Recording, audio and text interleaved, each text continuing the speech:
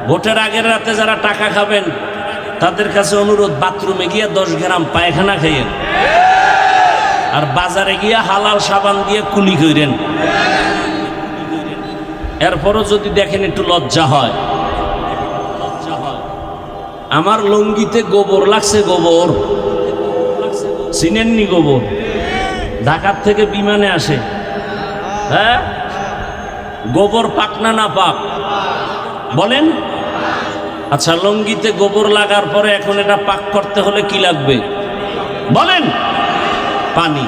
অচেনা পথে আসছি, এখন পানি খুঁজতে খুঁজতে খুঁজতে খুঁজতে একজনে মুসাফের ঘাম ছুটে গেছে, পানি পায় না। তো একজনে কয়, তুমি এত মেহনত করো, ঘাম কি? বা লুঙ্গিতে গোবর লাগছে তো ভাই, পানি তালাশ করি ধোয়ার জন্য। কার পানি এত দূরে তালাশ করো কেন? নিজের কাছেও তো পানি আছে, আছে না নাই? ওই পানির নাম কি বলেন? এখন ওই বোকা চিন্তা করলে ওই বুদ্ধিটা তো আর আমার আগে আসে নাই।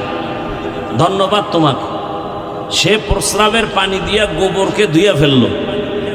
জানা থাকলে বলেন কি সুন্দর পরিষ্কার হলো, পবিত্র হলো। কি হলো?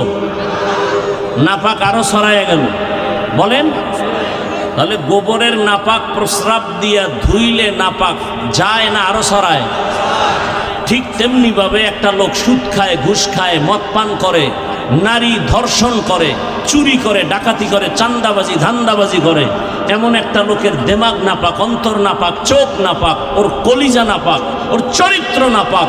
একে যদি বলেন আমাকে সমাজটারে পাক করো, ওই গোবর দিয়া গোবর প্রস্রাব দিয়ে ধুইলে যেমন নাপাক ছড়ায়, গাঞ্জাখোর সুদখোর দিয়া সমাজ পবিত্র বানাবার স্বপ্ন দেখলে সমাজ আরো নাপাক হয়। আল্লাহ হেদায়াত দান করুন, আল্লাহ হেদায়াত দান করুন।